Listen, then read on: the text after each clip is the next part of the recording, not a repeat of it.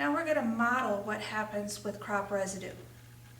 You start off with 100% residue.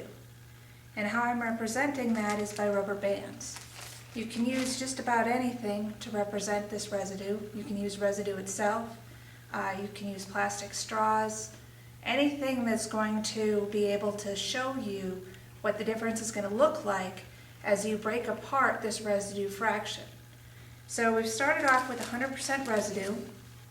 Now of this 100% residue, only about 1/3 actually goes into the soil organic matter fraction, and 2/3 is oxidized by the microbes that are converting this residue into that soil organic matter fraction.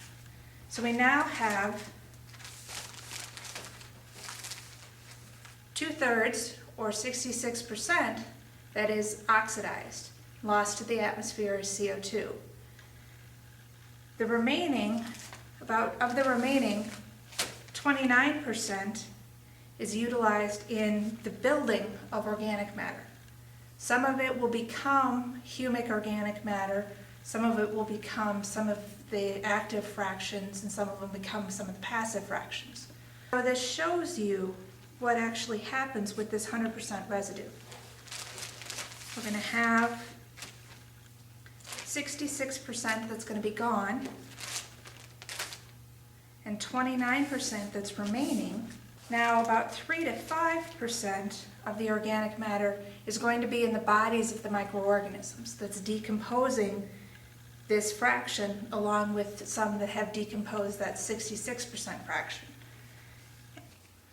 Of that 29% fraction, a very small amount ends up in the humic fraction, or the long-term fraction of organic matter. Even though the humic fraction is the largest fraction of total organic matter in the soil, it's taken hundreds to thousands of years to build up that fraction. And because it takes so long to build up that fraction, it takes a long time to be able to get rid of it, unless you do things like tillage, which is going to stir that humic organic matter fraction up to the surface and increase the decomposition that's going to be happening by the microbes that are in the soil.